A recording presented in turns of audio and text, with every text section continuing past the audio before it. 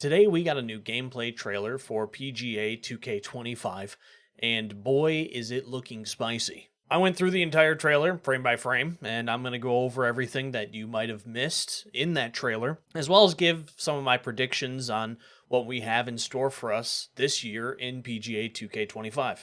To avoid copyright, I will not be playing the audio of the trailer. It does have music in the background of it. But if you want to see the trailer in all of its glory, I will put a link to that video down in the description below. One of the first shots we get in the trailer is of the Open Championship, though, which is new to PGA 2K25. And honestly, I think the game is shaping up to be absolutely gorgeous. If this trailer doesn't sell it for you, let me pull up a side-by-side shot of Pebble Beach from a post that Seamount actually posted on his X account, Twitter, whatever it is. Just looking at these two pictures, like side by side, you can see that there is a stark difference in the game this year for overall graphics, which I know a lot of people will be happy about. That is probably due to the game being on next gen only. It's only for PS5, Xbox Series X, S, G5, 3, whatever Xbox is naming their consoles now, and for PC. You'll see throughout this trailer, though, that the game has taken, I think, sizable upgrades in the graphic department. This is something I also think was sorely needed for this game. Another great shot of Tiger here, just showing the game has a lot more depth of graphics and handles the next-gen leap really well. Here's a shot of the caddy walking down the course with you.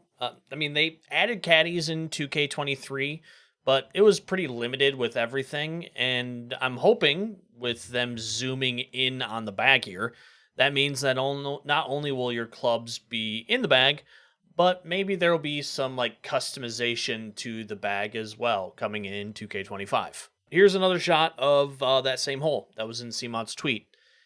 And, proof's in the pudding. This game took a big leap. And this looks really, really good. MyPlayer is back, and it looks pretty similar to what we have in 2K23 for the creator, which is fine. The creator was pretty standard, but also good for making your golfer look how we wanted, minus a weight slider. One thing that I do want to zoom in on, though, is the currency. So there are 3 currencies in the top. One is for VC. We all know what those are. Then there's these gold tokens, which I've found are level up tokens, I'm pretty sure. It kind of goes over it a little bit more later in the video, but I'm pretty sure that they're level up tokens.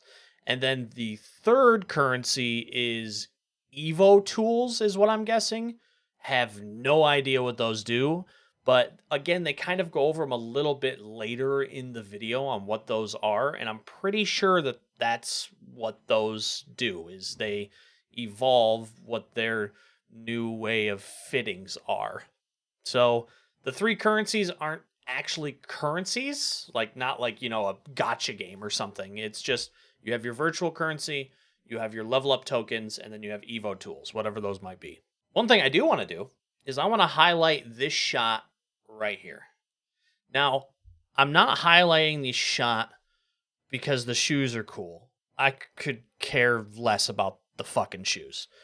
I want to talk about how this person is teeing off. Okay? And something is here, or not here, that I have been asking for in this game for almost 10 years.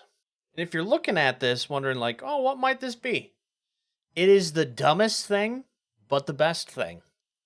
There are no divots on this tee box.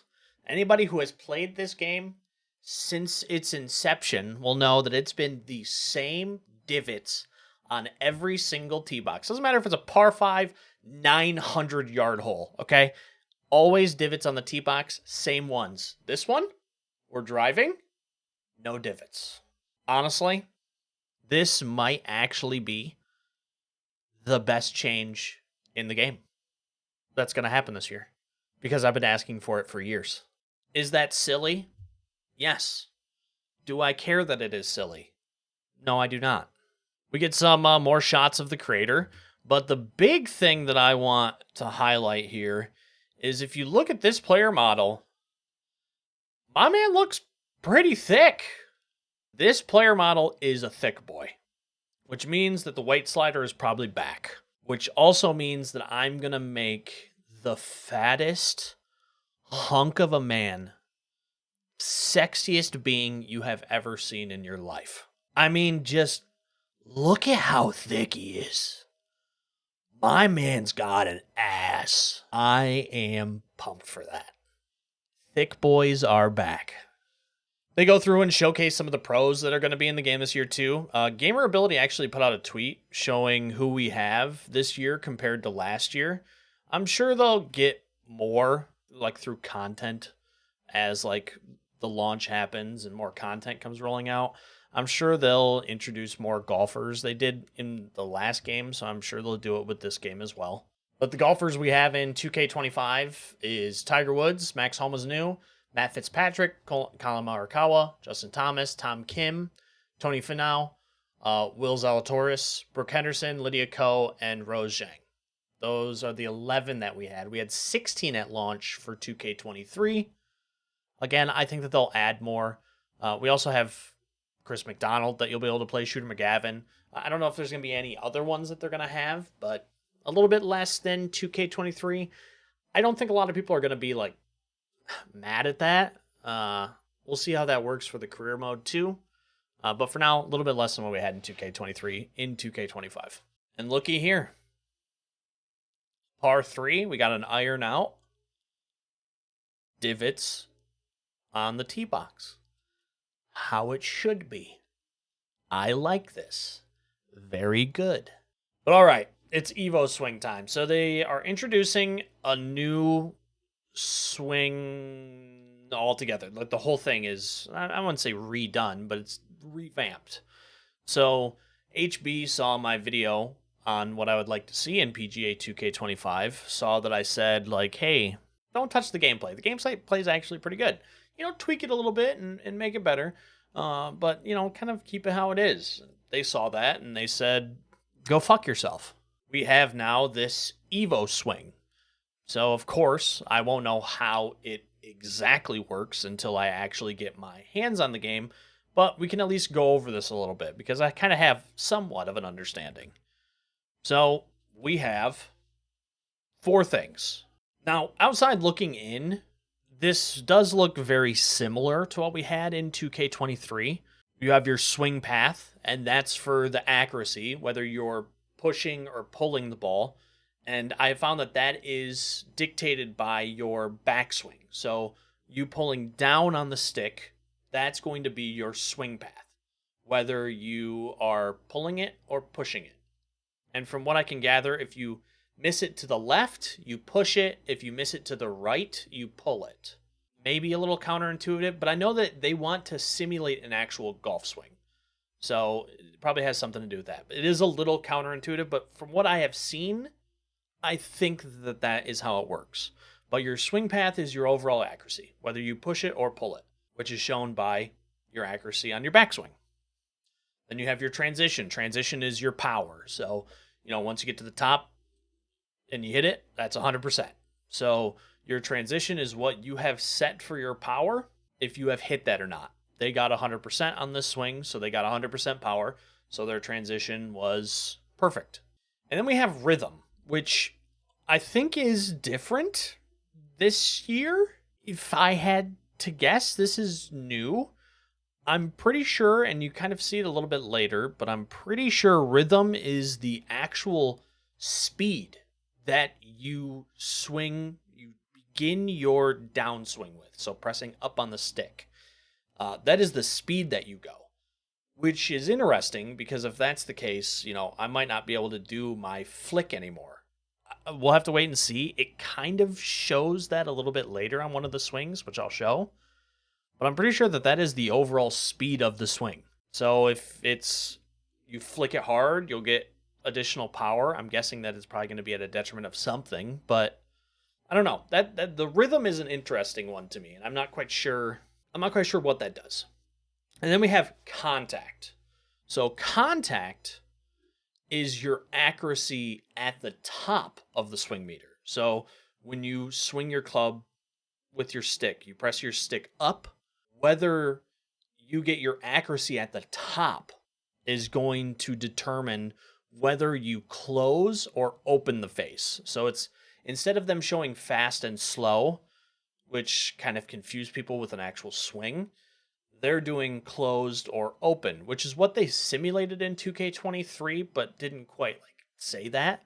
So now, close, if you miss it to the left, you're going to have a closed swing, which will bring it out to the left or cause it to hook, or just draw, depending on how bad you miss. And then missing it off to the right will be like a slow, but it'll be your club face is open, which will cause you to move it out to the right or to slice it or fade it. So they have introduced kind of a two-part accuracy system. On down is your overall accuracy, and then up is whether you're going to draw, hook, slice, fade the ball.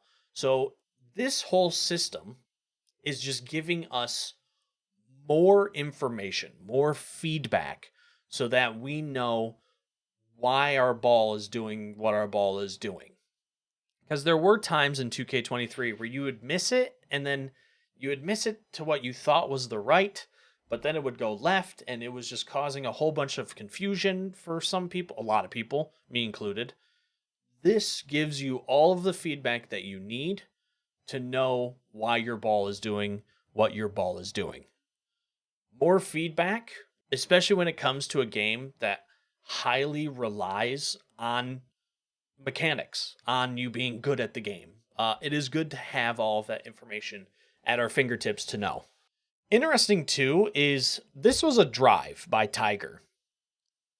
And something that you'll notice is it's not straight down and straight up. It's actually like down and to the right a little ways and then up and to the left. I don't know if that's either maybe trying to like draw or fade the ball, and they're introducing, you have to actually like kitty corner things again in the game in order to get a proper fade or draw, or maybe calibration sets it like this for maybe somebody who normally pulls it off to the right a little bit and up to the left. Maybe it's through calibration. I don't know what that is showing, but it is interesting. And I am very intrigued by why it's slightly off center for the swing. There's also this gold emblem, which is your just tee shot. And I don't know if there's like a rating, like a bronze, silver, gold, kind of like how there is in EA PGA. Or if that's just like, hey, you're teeing off and you have this shot type. You can tee the ball off, which I'm hoping everybody has. But there is this gold emblem that shows that you are teeing it off. And you'll see that a little bit later in the video, too, as like a skill that you can get. Here we got to look at, we're doing a normal swing. And this is, setting up where you want to strike the ball and the angle that you want to attack it at. I'm sure it's probably similar to 2K23, like setting spin and strike angle to, create different shot types. So this is just showing that this is the system that they're using for that, the left stick, right stick, to choose what you want to do. I'm guessing it probably has something to do with draw and fade as well. Again, something interesting enough is, again, it's off center. It's not exactly center. It's not straight down, straight up. It's like off to the right a little bit and up to the left. So I don't know what that means. I'm interested though. And here we get a little bit more information about the swing. So your swing path, again, this is bringing it down, the accuracy you get, bringing it down.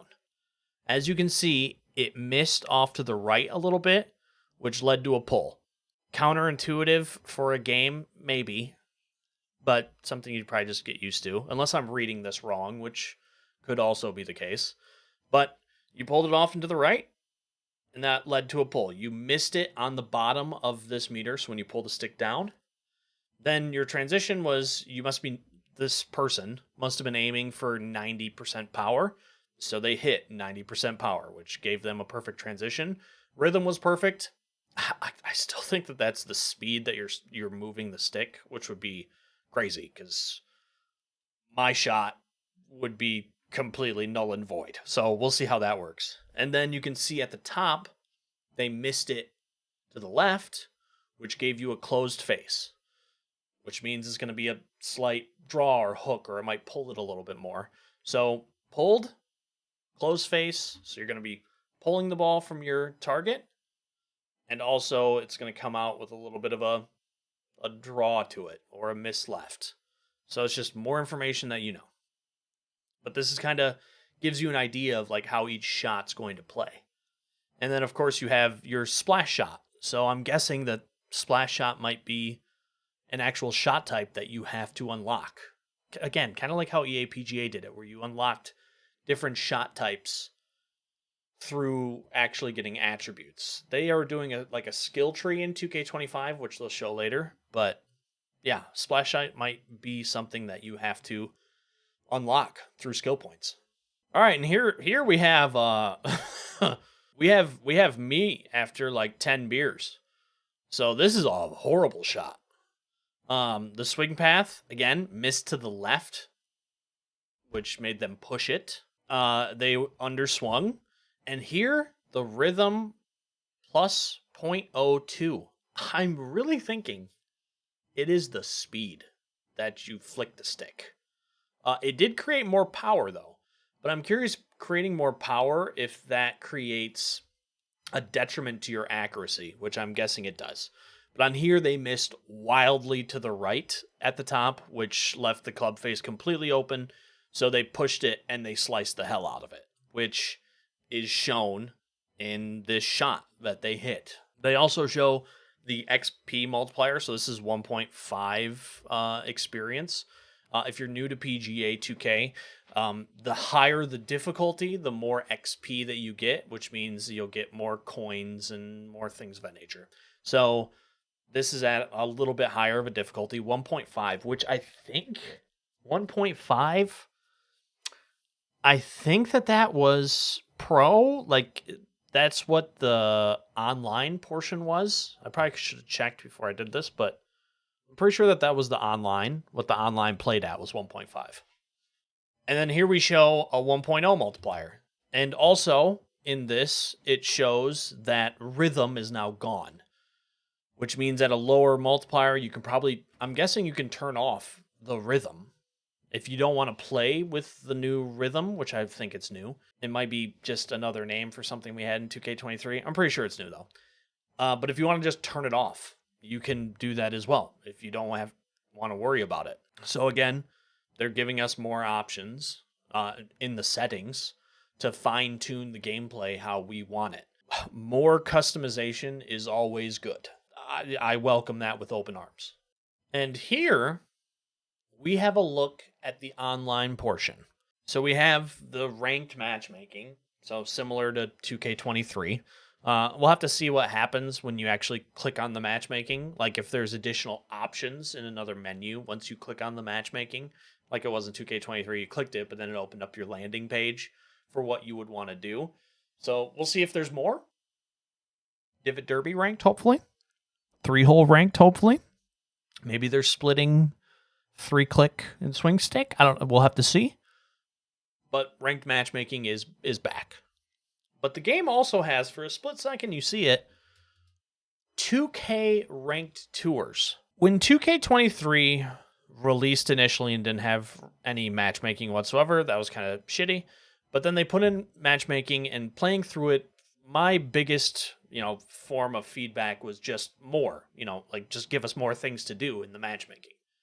More is better, especially for a game like this. And so they're adding in this 2K rank tours, and they've actually already provided some information on it. So they say that rank tours is daily and weekly tournaments that you can play each season with an all new rankings ladder for this mode. So for this, I'm overall curious on which route they're going to take. Are they going to take like the EA PGA route where you just have daily and weekly tournaments that you can play in? Before, this was kind of buried in online societies. There was a 2K official society Doing it that way kind of sucked, if I'm being completely honest. So giving it its own like ranked mode is actually really nice. So are they going to go that route where you can just do daily and weekly tournaments against other people and get rewards? Or are they going to go more of a route like TGC Tours where you climb actual like tiers? You start in E and then you win a few and you'll get up to class A and then you'll get up to the PGA level at the top. I'm curious on what they do with this. Either or I'm happy with, because it's, again, more things to do. And if there's like leaderboards and a ladder that goes along with that, that's going to be pretty fun as well, to even just go along with the ranked matchmaking. More is better. There's also online societies, and they've confirmed that it will be cross-platform. So thank God. I honestly love that I don't have to create 3 societies. You know, one for Xbox, one for PlayStation, one for PC, and then I pull everybody's scores and put it into a spreadsheet so everybody can see how everybody is doing. Having everything in the game is great. I'm hoping that they give a little bit more mod tools, and I hope that they've kind of revamped the online societies a little bit, because that hasn't changed in years. So maybe giving like a little bit more like fine tuning that you can do with tournaments and things of that nature would be fun. I mean, we'll wait and see. But having cross-platform online societies, that is gigantic. And it is something that everybody speculated was going to happen. I'm glad that they actually got it done. We get a rundown of the rankings here. So again, we have Condor, Eagle. I'm sure they're going to be the same.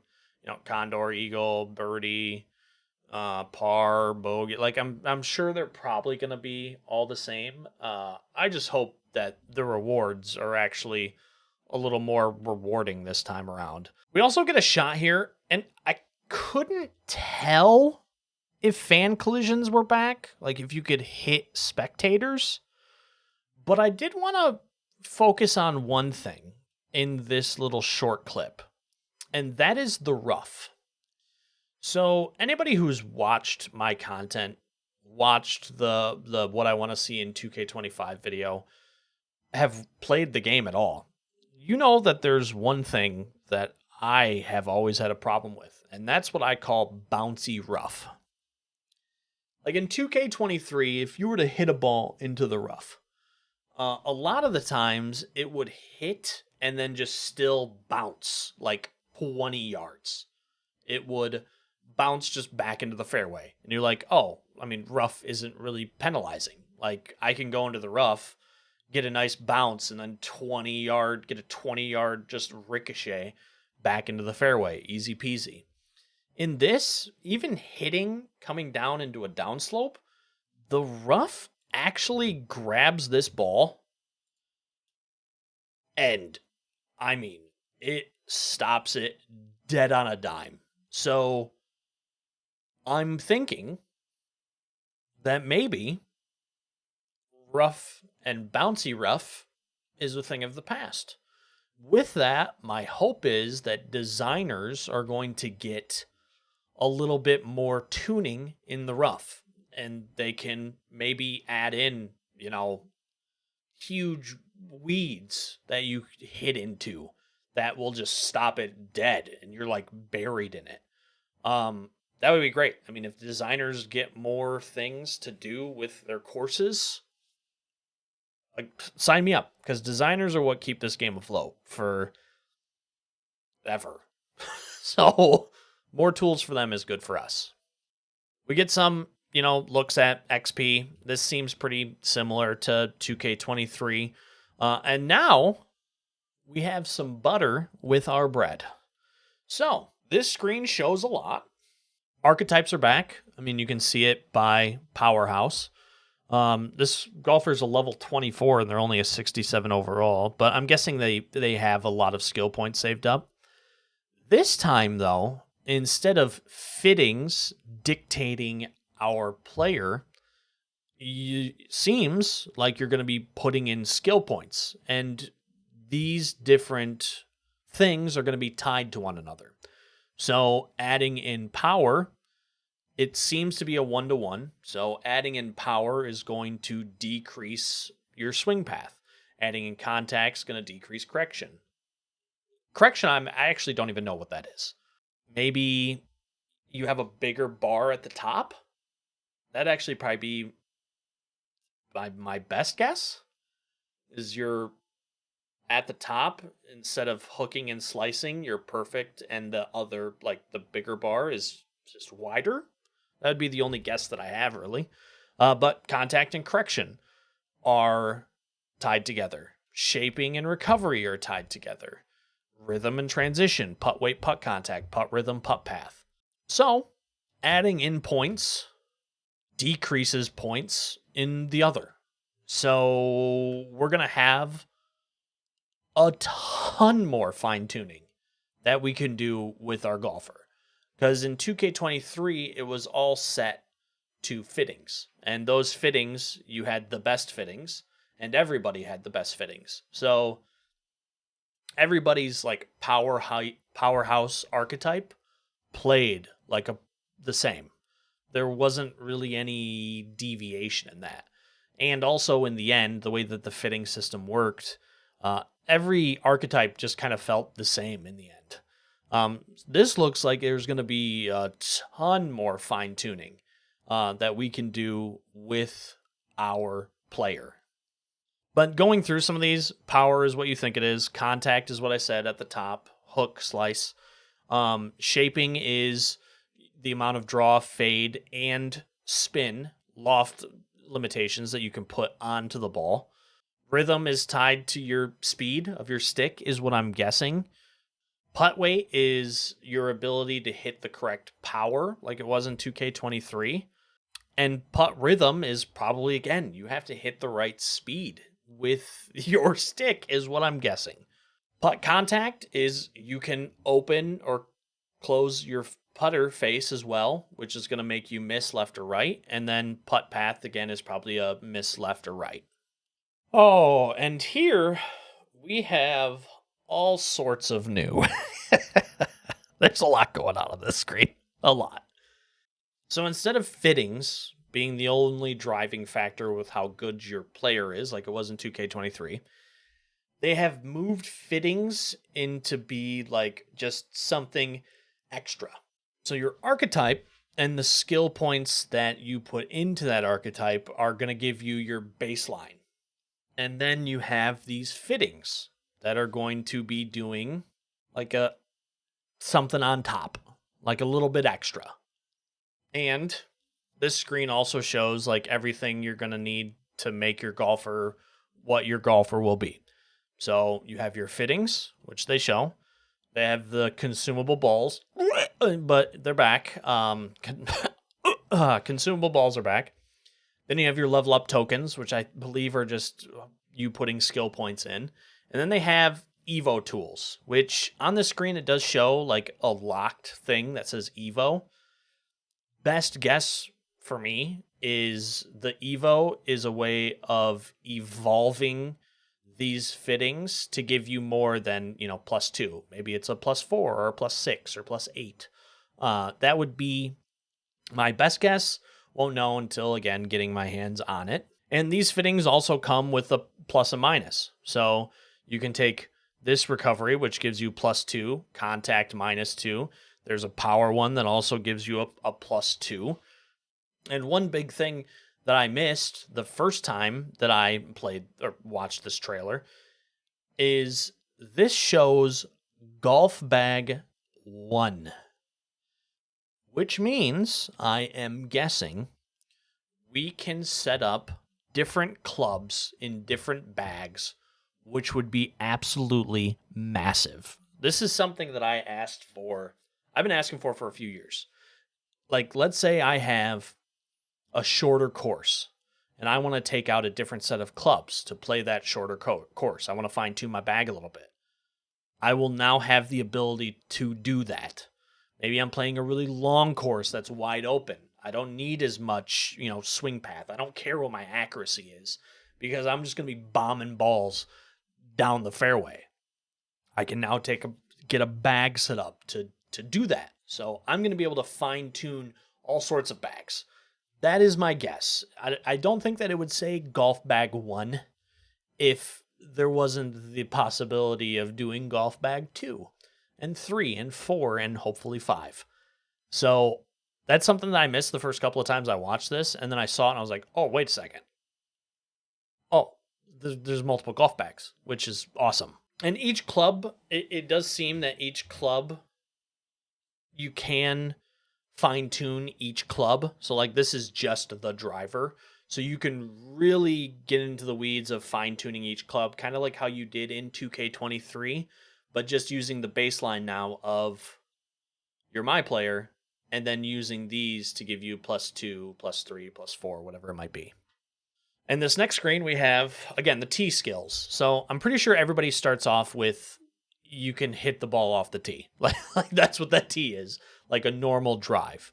But then from there, we have choked up, which I'm guessing will decrease distance, but give you a little bit more accuracy, if I had to guess, or maybe give you the ability to, draw and fade it more. I don't know what that does, but that's choked up. I'm guessing it gives you a little bit more accuracy.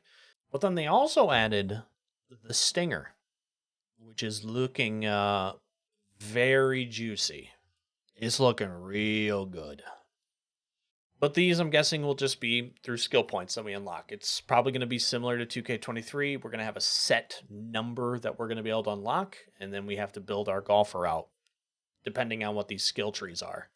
Hopefully they're better than they were in 2K23, because in 2K23 there were a lot of what I would say are worthless skills in the skill tree. Like if you picked them, they were pretty worthless. So hopefully it's a little bit better and more fine-tuned for 2K25. Here we have a new look at the career mode. Big thing that everybody wanted.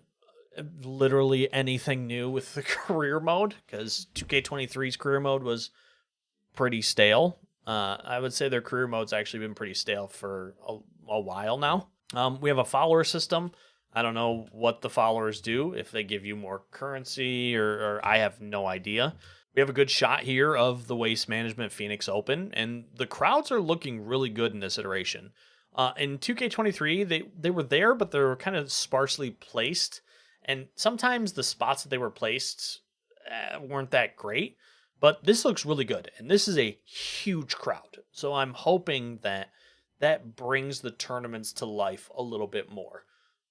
We'll see. And I mean, this tournament is crazy. So hopefully they capture that craziness in the career mode. That would be awesome. And the next thing I want to show, you can see it for a split second before they zoom in and it vanishes. But in the background of this shot, you actually see something that says training. What I'm taking this as is that we actually will have things to do in between our tournaments. So instead of just going like tournament to tournament to tournament to tournament, there's going to be actually like things that we can do in between. Now, what this does, don't know. Is it just like gives you a boost in only career mode? Like you just get a boost in your skill that you can use in your next tournament? Or is career mode going to be the best place for us to actually level up our character?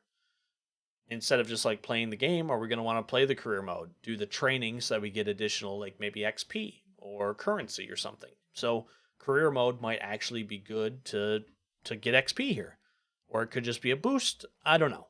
Either way, more things to do in the career mode are good, because again, the career mode pretty bad. We also have our, first look at interviews. So there are interviews in the career mode.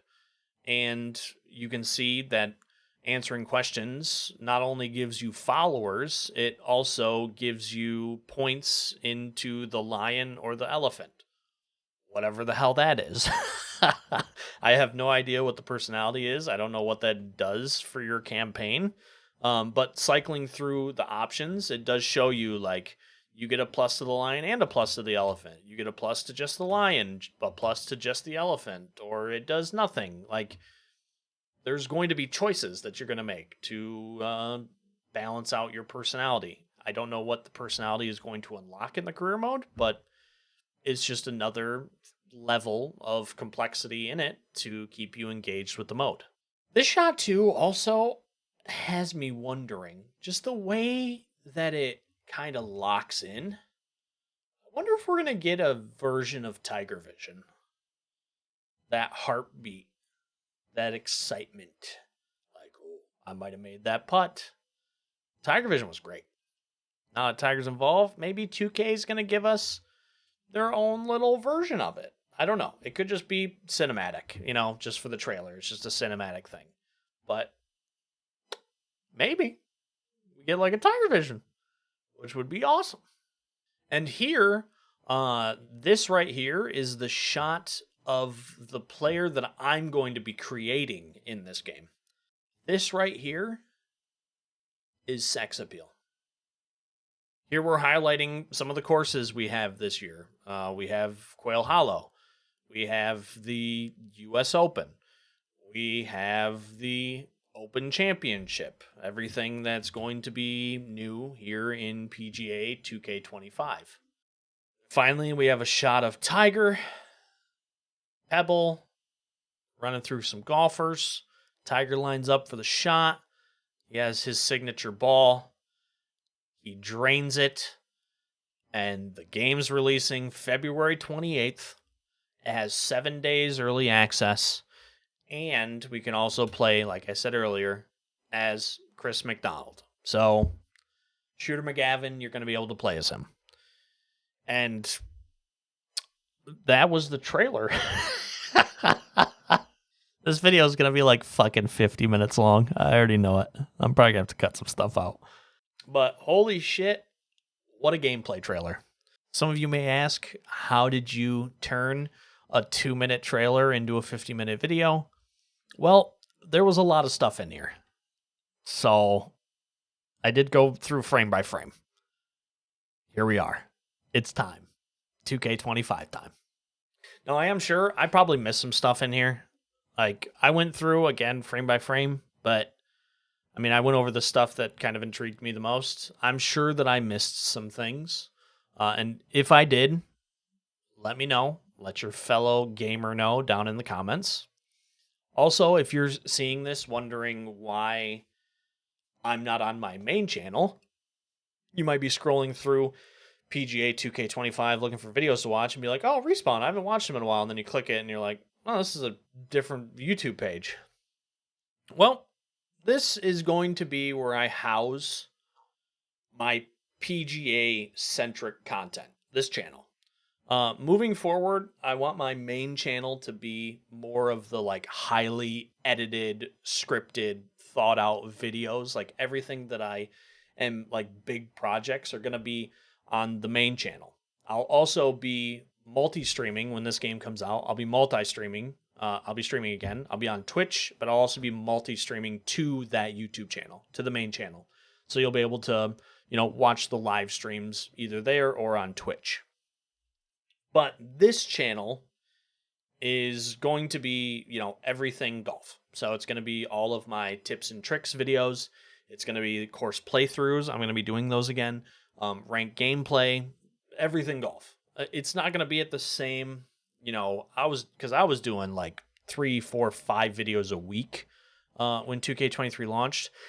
It's probably not going to be on that level, but some of the content that I was doing for 2K23 is going to make a comeback for 2K25 on this channel.